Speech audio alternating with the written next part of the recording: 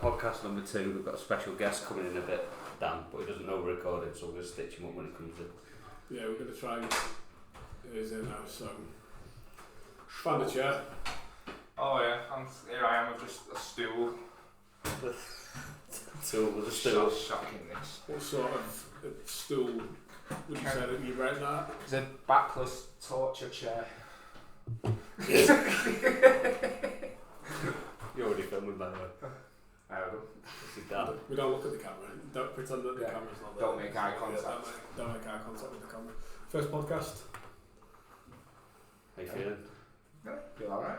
Feel good. Just go off the treadmill. You were the most requested guest on the podcast. Out of what? Said no one. No, you were literally the most requested guest on the podcast. Alright. But one person requested the guest. Who was it who requested it? It's anonymous. Who was it? It was Adrian, wasn't it? Yeah, Adrian. Yeah. One person requested Dan. Yeah, the man who says nothing requested it. Brilliant.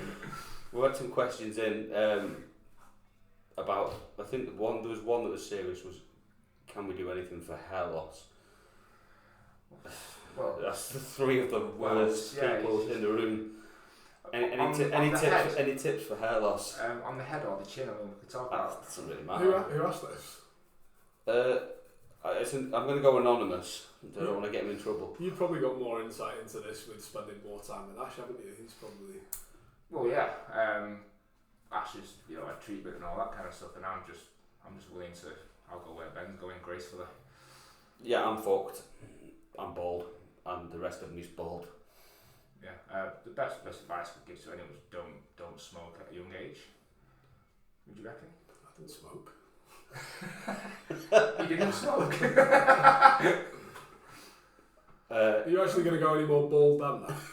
Well, yeah, it's going all the time. Like, see, I'm glad I got it out of the way early. Like, when did you start going bald? I started when I was about 25, and I just didn't. The comb over just kept going and going and going. I started way earlier than that. I was like 17 or 18. I was just like, fuck this, coming off, and it was the best decision ever. You're not like denying it, not living in denial about it. Just quite refreshing. I'm nearly there. Like, hair maintenance now costs me more than it did when I had hair. Shave it, get it shaved. Yeah, you have to go and get it shaved. Anyway, fuck it, a boring question anyway. Right, we had a good question that is leg training. How much frequency, exercise selection for leg development? How many times a week? It's a big question. It depends on what your split is, doesn't it? Depending on what you're doing and but if we break it down, Bon, you do powerlifting. Are you training your legs when you squat, or are you training your movement? Well, you're training a movement pattern if you're looking at it from powerlifting, aren't you? So it really depends what your training frequency and intensity is. But if you're looking at it the way I do it, I essentially train legs 4 times a week. Yeah, and on your other days you could do some step ups, and so I would say if you were doing something like powerlifting or something like that, you could probably do 6-7 days a week if it was sensible. Yeah, I mean, it's a bit like people who are doing a similar sort of training pattern to like a powerlifting training pattern. Usually what I'd advise them to do is if they're doing any power work on like the squat movement, for example, on the following day, if they've not got a deadlift day coming up afterwards, just do some like really high volume blood flow work just to aid recovery.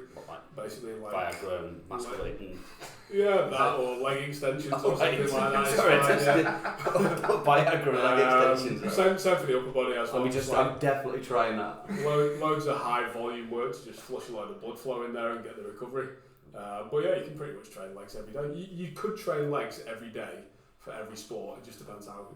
Well, most lads train chest and biceps every day, don't they? In the gym, and legs once a week. So I think the question was for size and development. So it's a broad. I would say it depends how strong you are as well. So if you're squatting 200 kilos for 15 reps, your legs are going to be pretty smoked for 3, 4, 5 days after that. But if you're only squatting 50 kilos, your recovery is going to be a lot quicker. Yeah, if you're a female athlete who's like, a female trainer who's like 60 kilos in body weight, you've got less muscle mass to tear down and damage per session. You can probably squat 3 times a week at a fairly high intensity just because of the load that you're going to go to. like you're probably not going to be going too much higher than 80 kilos on any given lift, and you're going to recover from that pretty quickly. Whereas, like you say, if you're a bigger person, like up to 100 kilos and over, and you're doing heavy deadlifts, heavy rack pulls, heavy squats, there's going to be a big recovery time on that. And the reality is that realistically, you're probably only going to go heavy a couple of times a week max. Yeah. I think the exercise selection is important as well, because if you feel good on a movement and you can go at it, then your second leg workout in the week can be other things that you don't necessarily, that are going to counterbalance them. So things that you don't like doing, some split squats, things that aren't going to fuck your legs up as much. Don't put any stupid drop sets in. It depends on the person. It depends how hard you train as well. If you train like an absolute fucking biff and put nothing into your set, if your max RPE is 2 out of 10 because it hurts a little bit, then you can train legs 3 times a week. If you are an idiot and burst blood vessels in your eyes, then you're going to need maximum rest. It's like about guys who are beginners, and it doesn't matter how poor or well they train legs, it just kills them. For like 5 days, and it's the recovery time for them to get back in just crying their eyes out because of it. Females train legs better than men, they recover better. All day, I'll agree with that. 100%. Yeah. The other thing on exercise selection as well, with not even just legs, is like how taxing it's on your central nervous system, isn't it? Because you only after you've done a heavy deadlift session with sleepy, like you're going to be fucked for a couple of days after that. So you've got to factor that into how's that going to affect your training going on for the rest of the week. Yeah, I always try and put, if I'm going to be training legs, I'll try and put a rest day in the next day or a chest butt push or something like that, because it's a piece of piss. Anybody that says a chest day is hard is a liar. So, good on. Shoplifters' hands. I mean, it sounds like mostly the person who's asking this question, I don't know who it was, is asking from the point of view of like getting jacked like a bodybuilder and not becoming a powerlifter. Yeah, I think the aim of bodybuilding, which is as much as you can recover from, is probably the best answer. So you want to work them to the point of exhaustion, but the next time you train them doesn't need to be that rigid that if it's on day 4, if you're not ready, do them on day 5. It's not like, it doesn't need to be that set in stone. And that answer is the same for everybody, because it's your maximum recoverable training volume, and you've got to know that yourself. Like, you're not just going to know that hot out the gate. Like, you can't get a new person coming in training and being like, oh, your maximum recoverable volume is this level of intensity at this volume, and you're going to be recovering in 3 days. You can make a good educated guess based on how big they are, whether they're a male or female, and what sort of weight they're lifting, but it's going to be entirely up to you. Like, Dan might recover well after 2 days and be able to train legs, but hard leg sessions probably going to be somewhere between 48 and 72 hours, isn't it? Yeah, I'd say at the moment, because I'm dieting, my recovery is slightly less, but my mentality is more stupid, so I'll just go after it anyway. But I know I'll change exercises accordingly. So if I've done a massive hack squat session and my knees feel like they're made of glass, my next session I'm doing leg presses, I'm doing stuff that doesn't destroy me and take my soul as much. And then I know that then 4 days later I'm back to my other session again, so I'm still training in between. It satisfies that urge, but I'm not completely crippled myself in between. I don't agree with once a week for legs. I don't think it's enough. I don't think people are, unless you're really, really fucking strong, I don't think once a week's enough for training legs. No. Well, a lot of lads go, yeah, I do, it's leg day this week. How many lads actually execute leg day every week anyway? I know a lot. You mean play football? Well, yeah, exactly. How many times you see lads go, oh yeah, it's supposed to be, it's leg day, but whatever. In the next week, you've seen them, they haven't done legs in 2-3 weeks.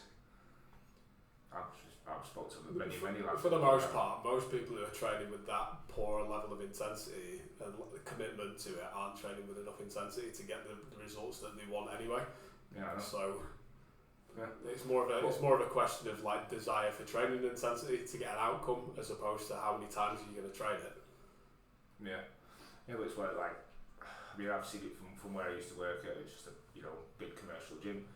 Leg day is just a fallacy. It's just one of the things like, yeah, bro, leg day. It's just all talk about it, but maybe once a week, once a fortnight, but no more than that. So I'd wrap leg day up as frequently as you can recover from. Yeah. As hard as you can muster up on a certain few exercises, but being sensible with all the rest of your exercises. Could I just have that as a rule of thumb for every body pattern? I've just written a training Bible. Yeah, exactly. It's the 34 weeks. Train everything as hard as you can recover from it, train it as many times as you can recover from it. As sensibly as possible, Yeah. secondary. As many times. With as minimal injury as possible. A lot. And at the end of the day, if you are one of these lads that comes into the gym and just trains chest and arms, I tell you now that birds aren't interested in a guy with skinny legs. So you got to train some legs as well. You don't want your missus to have bigger legs than you. Apart from calves, because calves isn't part of the leg. I can guarantee that does not count. Calves is an Achilles tendon extension. That's another question that I don't see that's on the list there, and that was in the YouTube comments. I don't know whether you just glossed over that one. How do I train my calves to be as small as yours was a legit question that came on the YouTube that got glossed over. Your mum needs to be a sparrow that mates with a goat, and then you're the offspring, and then you have your calves removed and just have your Achilles tendon inserted behind your knee, and that's. So it's essentially an Achilles tendon exercise. Yeah, no, I don't have calves. I've just hypertrophied my Achilles tendon to the size of a small calf.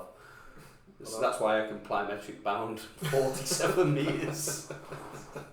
Like a kangaroo. Yeah, basically. Just without the feet and the pouch at the moment. Right, that's legs wrapped up. What else we got? Biggest thing I've learned from opening a gym. Fucking hell. You've only got an hour. Don't do it. Shit. Get keys. No. God, what did you want to get out of opening the gym? Like, since I was probably 18, I've wanted my own gym. So I wish I'd done it 20 years ago, to be honest with you. But it's not really that easy to raise the money when you're 5. Just trying to work out how old I was then. Trying to lie about my age. So. What have you done, we all know the answer to the question, but you can tell people, what have you done well to get you to the point where you're in a position to open your own gym? Because like you quite rightly said, you can't just go, oh, do you know what, I'm starting in the fitness industry and I'd like to open my own gym. Unless God, no, if you're doing it purely for monetary purposes, that's the wrong way to do it. It has to be a passion thing to start with, and then that'll come secondary. Biggest thing you'll learn is surround yourself with people that want to work out and work hard, and kind of create an environment that's actually enjoyable to work in, I think, and keep reinvesting. Because I could have sat back ages ago and I'll just keep buying new kit and investing in kit and investing in the facility, because then if you're standing still, you're going backwards, because everyone else is going to get better, so you've got to keep getting better. Probably don't get up at 5 o'clock every day for 15 years. Should have got up at 6. It's probably because I still done it and worked an hour less a day. In terms of like the staff dynamic, having a team around that gels well, how important is that? Oh, it's massive. I think we have a good crack here generally. I mean, obviously Dan brings the tone down completely, but the demographic of Jeremy Kyle extras as it is now. No child. I mean, we've got how many gyms have we been at, or have we all worked at in the past before, where there's always a bit of friction between some people in the gym and in terms of personality clashes or something, work ethic clashes and stuff like that. And ultimately, unless everybody's kind of pretty close on the same path to where you're going, and you're all trying to develop your business. I think here everyone's so experienced trainers are helping people trying to progress. There doesn't seem to be much competitiveness amongst trainers, because there's not that through flow. If you're in a commercial gym, obviously you're all competing for things, but there's not here, so everyone's trying to help people get better, because it doesn't affect their business, it's only enhancing their business to help others. Yeah, of course. Which is a bit unique, really. And as much as I'm an arsehole, I think I'm quite easygoing with stuff. Because I love the gym and I love training, and I think that filters down as well. I think that's important. But I think that the dynamic here is alright. I mean, obviously, Shiv come on board, we've lowered it completely now, and she's absolutely ruining the WhatsApp group, hasn't she? And the Hoover. And the Hoover. Yeah. But the vending machine's empty. Yeah, and the vending machine. She's broke the scales. 2 pots are broke. Yeah. Anyway, that's not leave Shiv alone. Yeah. No, I can't find my shower gel. So what was the summary from that then? So in summary, the answer is to what I've learned from opening a gym. Fucking, it's hard ass work. Don't try and do everything yourself. Delegate as much as you can to other people. Know what you're good at and don't be afraid to admit when you're shit at things, which I do a lot, which I got that early on because I know what I'm good at and know what I'm bad at. Delegation is key because you cannot do everything yourself. Yeah, 100%. No, but that's that first thing. Definitely. Here's a good one. Next question. Opinions on deload weeks. That's from Shell. Okay. I mean, how often do you guys have deload weeks? Because I know the answer for one of us is never. What's a deload week? I've had a deload week once. In the last 25 years. I can't do deloads because I can't train. I don't train percentages. I just train it all out every single time. So I either have 1 day off rest, and if I push it, I'll have 2 days off rest. So that's it. I don't have deloads. For me, I would just adapt my training. So if I'm really fucked, I'll train arms, and that's it. I train for my sanity and my mental health. So I'm not really that arsed if my workout's shit. I'd rather do just something than nothing. I think deload weeks should be planned into training cycles, but a deload week should only come after a period of intensification, and then you're building that deload week in from a point of intensifying the workout over, let's just go with 8 weeks. So your training intensity is coming up from point A to point B at the end of from week 1 to week 8, and you've got to a point where you're overstretching, you may be going to like 105% of what you were at the beginning, and now the appropriate place is coming in for a recovery week where you're going like, deload week doesn't mean do nothing, it means do something at a slightly lower intensity to allow your body to recover and then come back in at a slightly higher starting point than you were at the beginning of the previous training phase, and then you can continue developing without burning out. So deload weeks like between 40 and 60% of what your max load is, still doing a similar sort of rep range, but the intensity is way down and the RPE for the session is way down as well. So it should be built in. It's not just like, oh, I've been training hard and I'm fucked, so now I need a recovery week. That's not a deload. Do you think that's more powerlifting, or because I wouldn't say you need that in bodybuilding? It's different. It's sports performance. So you're looking at it from a sports performance point of view. Like the question of deload is more angled towards performance increase. Yeah, I would say. I wouldn't say for gem pop and fat loss and body composition it's important. No. Especially if you're training 3 times a week and you're a fat fuck. Yeah. Sorry, that might offend some people. If you're a whopper, then you sit on your arse all day, you don't need a deload. You need a deload from crisps, but you don't need a deload from training. Yeah.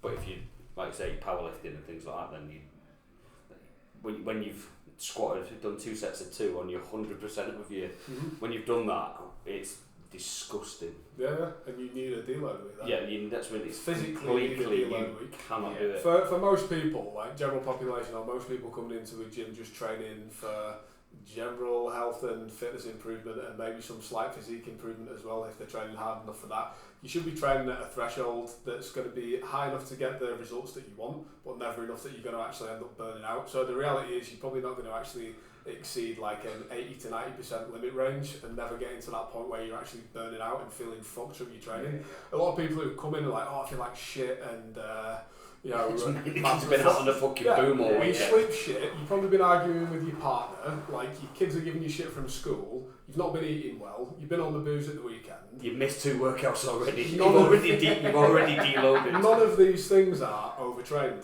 Like, how many people come in, oh, I'm overtrained, completely overtrained, I need a deload. It's fucking nonsense. You're not overtraining, doing 4 sessions a week tops, 3 sessions a week for most people. You're not a CrossFitter. Yeah. Like, ultra marathon runner maybe can overtrain. Training for an Ironman, yeah, you can probably overtrain for that. MMA, you can probably overtrain for that as well, but coming in and doing a push-pull leg split, you probably can't overtrain on a 3-day a week. No. Not on a 3-day week. If you go into 6 days a week and your steps are high, like, and your food intake's going to start going up and up and up, and then it will cap, but the likelihood of you overtraining for most 90% of people, unless you're doing strength training, is not a fucking chance.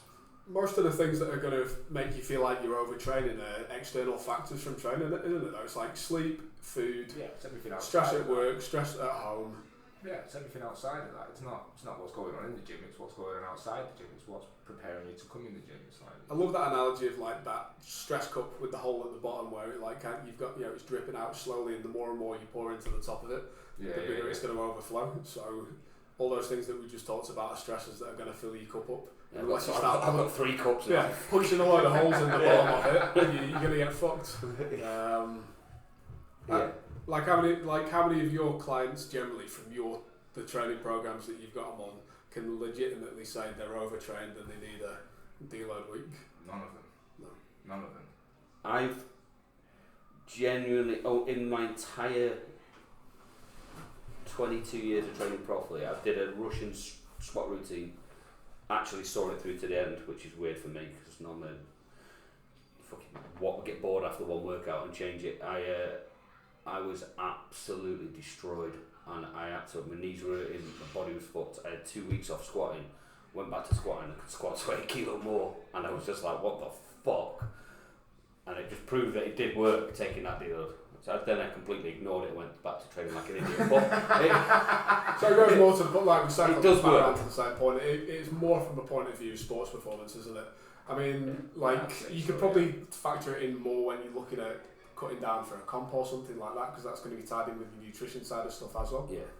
Yeah.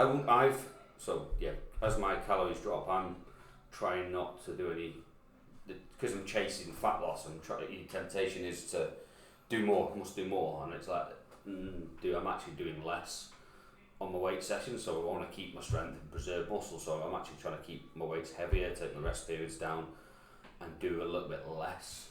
So technically I'm deloading, but my intensity is still there, but I'm deloading the volume a little bit.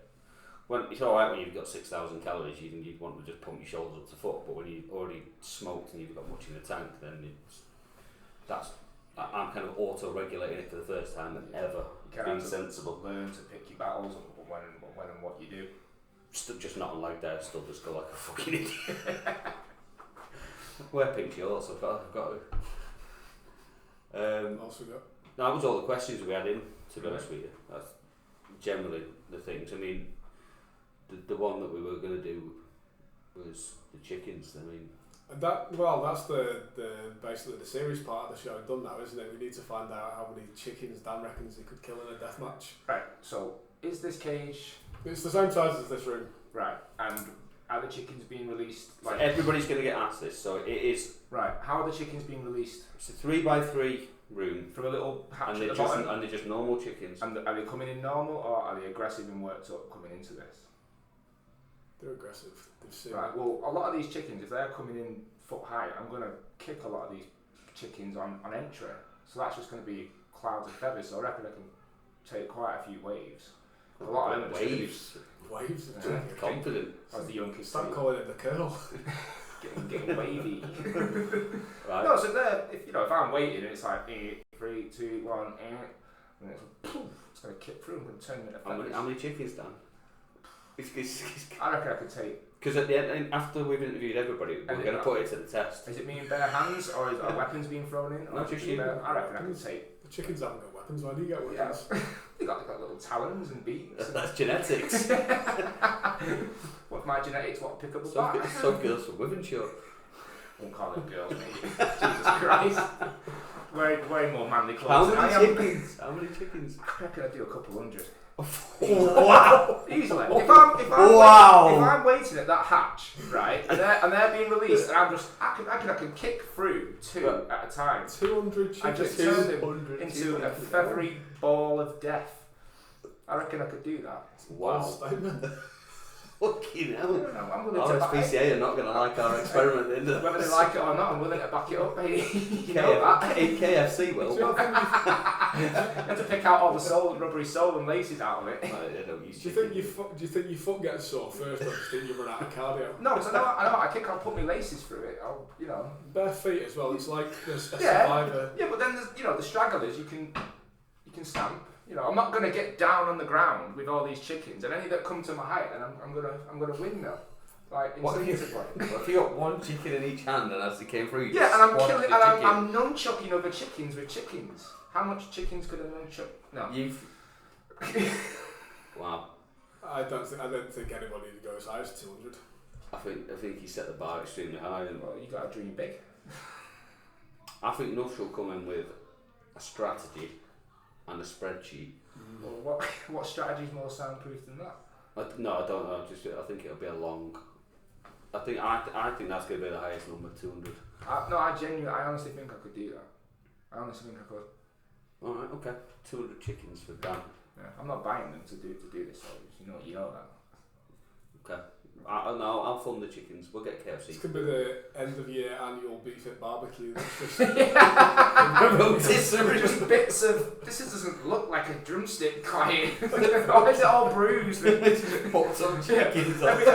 Every chicken bite I bite into, the bones are just dust. Like Gabbett's farm and stuff. 9 chickens for £1. Chicken or pinching. You've heard of £1 fish? Oh, get it out. Anything you want the people to know? That you've got the platform. You know what? Yeah. Don't look at the camera. If you've got chickens, dancing man, and you don't think I can do it, let's make it where your mouth is. Basically. Yeah. Let's make it. No, let's out some serious questions then for Dan. What would your ethos be for training? Because it is, like I said, this is going to be on the YouTube, so people to laugh, and we've got things. Train hard and don't make excuses to others or yourself. Don't make excuses. Train hard and just go for it. Be unapologetic about what you want. I don't want to get in a bit of shape and just tell them no. Say I want to go for it. I want to, aim for the stars. If you only hit the moon, it's fine. You've had a couple of good transformations recently. Rebecca's absolutely nailed it. No, she smashed it. Again, that's her attitude towards it though. She just comes in, does it. She doesn't make excuses. She just gets on with it. She knows what she wants. She's going about getting it. Doesn't miss any workouts ever.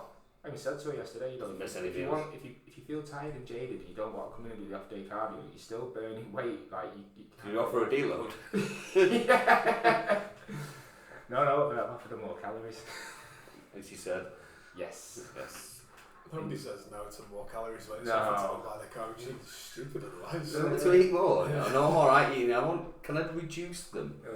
Yeah, I like eating 1,200 calories a day. Out of everybody that you've had that's done well, what are the defining characteristic traits or the way that they kind of set the weeks out to get done what they need to get done? They've just planned with me. They've just, they've let me ask questions, and they've just got, I've asked, what do you want? What do you want to eat? How's this going to work best? How are we going to be able to do this for an extended period of time to be successful? Right, okay, so you don't like this, okay, you like that, and okay, when's your work times, when's your shift times, you got kids, how's your home life? We work it all around it. The main ones who had success with it are just ones who have just followed it to a T. Just haven't guessed themselves, have had a problem, ring me, that's what you pay for a PT. It's almost like if they do as they're told for a long period of time. Yeah, it's mad, isn't it? Because it's completely crazy. Who'd have thought that? It could be a revelation there. The ones who don't are the ones who make excuses to themselves, me, and are liars. On a scale of 1 to complicated, how complicated is the stuff that you're actually asking people to do? I'd say 1 to complicated. Yeah. These either not complicated or complicated. What's so 1 then? -1.5. It's not complicated. There's nothing complicated about what you're asking them to do, is No. And it's like, I'm not asking you to eat anything you don't want to eat. I'm asking I'm getting a list of foods from you that you want. When do you want to train? I'm asking you how this is going to work, and we'll make a plan around that. I don't tell anyone to do anything they're not willing to do. It's like, I think, kind of expand on a point that you were saying as well, the way you talk about it, but aside from being unapologetic about what you want is the way you phrased it, but also, a lot of people come in and have a thing in their head that they want to achieve, but aren't willing to put the work in that is going to be required to get there. So a level of honesty about actually making realistic goals for exactly. you to set. Micro goals, say right, so okay, so you never mind about showing me pictures of your favourite athlete and with 6 packs out on Instagram. I don't care about that. Like, so you're out of shape now. You never done any training before. So let's get a little micro goal. Let's try and smash 4 pounds in a couple of weeks or something. A few weeks. Let's try and one little bit at a time. And by the time you look back, oh wow. I think people just overcomplicate the fuck out of it. Out of everything. Training program's not working. You've done it for a week and you've missed 3 sessions. I think there's so much diet. I want to change my diet. It's not working. It's like you're not even fucking stuck to it. And like, it's not enough calories. It's too many calories. I don't like this. You just fucking do as you're told. Yeah. It's just you decide. We don't ask people. I'm pretty sure we don't say right. What do you? I don't like fish. Right, I'm going to want you to eat fish 4 times a day then now because you don't like fish and now you've got to eat it, or it's not unrealistic, is it? No. One of the first things you say is, what do you like to eat? I think sometimes you get people kind of go, right, I like salad, is that the right answer? They start naming off a whole load of salad. I just say to you, I don't care. It could be, if you say you need a Kit Kat every day and, we'll try and put that in and eventually take it away from you. But, you telling me, oh yeah, I eat yogurt, salad, broccoli, and you're like 16 stone. You obviously don't. It could just be massive fucking lots yogurt. of. It's a big yogurt line. It's a big yogurt. What about training methodology? What about it? Like in the gym, what most of the people that are coming to you, if they've got they want a physique change. Yeah. What is your main approach for training methodology with them? Well, first of all, is optimal. Yeah, well, just first thing I'll do with anyone is I'll get into the diet. I'll get into the nutrition straight away. Cause it's whether you're training really hard or not, it's gonna have the biggest effect on you. I'll make sure people start lifting straight away, start training hard straight away, or as hard as they can straight away. Make sure they're getting rest day cardio in, make sure they're being active as heck compared to what they normally are. So a lot of women that come in the gym who haven't done anything before, quite often times have a bit of reluctance to start lifting weights because they don't want to get bulky. Oh yeah, I said this to. Wish it was that easy to get bulky. Yeah, I said to one girl, I just don't want to get big. I just went, you cheeky. She went, what do you mean? I went, do you know how hard it is to get big? I said, there are guys who have testosterone coursing through their veins who have been lifting for years and who are struggling to get. I don't know any of them. What, testosterone coursing through the veins are massive? Either. No, I just said, it's very difficult. Like, don't worry, you're not going to get massive. You're not going to come in and dabble in weight training for 2 weeks and accidentally get massive. It just won't happen. Don't worry. Don't stress about that. Can you imagine if you did that? That'd be amazing, wouldn't it? Oh, yeah. How many people are walking around absolutely just suddenly just cranked out. Never lifted dumbbell chest press before. What sense a bit unstable next week? 30s. Oh fuck! It's I don't know how this happens. Rep that you do, it just inflates up 3 workouts, just slap like just see it happening by the rep. I love that. Do really slow ones. 32 kilo dumbbells. 36-minute physique. One workout, 36. Non-stop time. I feel like they're advertising Nush's thing all the time. Yeah. And undercutting it by 2 weeks. Now it's down to 36 minutes. How much has he paid you for this? Well, funny enough, today, the sponsor of today's podcast is. It's 36-week physique with Nush. And 24-week for women, because they can't train as long as men. In association with the muscle therapy. Hashtag Chris Knott coaching / Bfit gyms. Just doing an advert for everybody.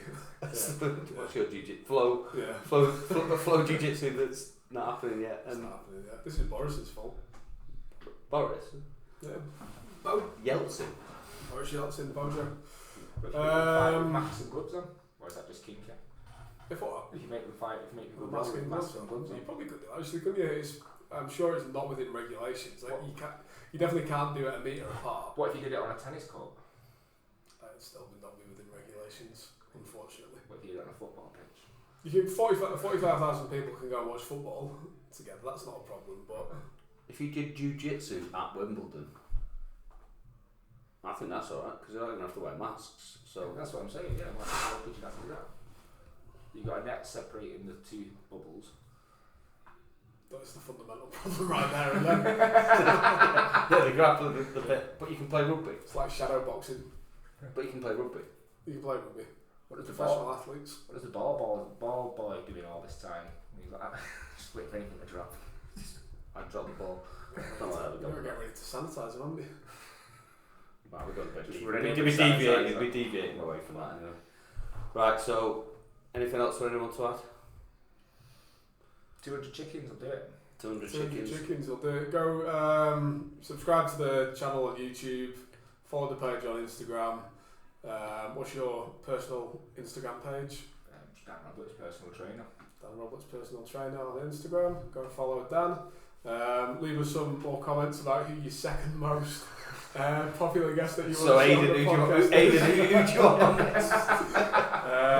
And some more serious questions, some decent ones today. So let's have some more serious questions ones. as well as if we want to expand on the bullshit questions about how many chickens can we fight. We can do that as well. But serious questions are good because they actually help people out, believe it or not. Even though we're in here talking shit, for the majority of this podcast is actually some useful stuff for people. I'm trying to be quite PC as well because I don't want them to get taken down from YouTube yet, so I'm holding back on some of my rants. I want to get a few on there before I can push the limits before I get taken down. So we'll see. We'll see. So either leave them on the comments on the YouTube video or on the Bfit Instagram page as well. I'll stick a post up anyway asking because that's where we got all the questions from as well before. And so. And other than that, that's it. Cool. Right. Nice one. Sound.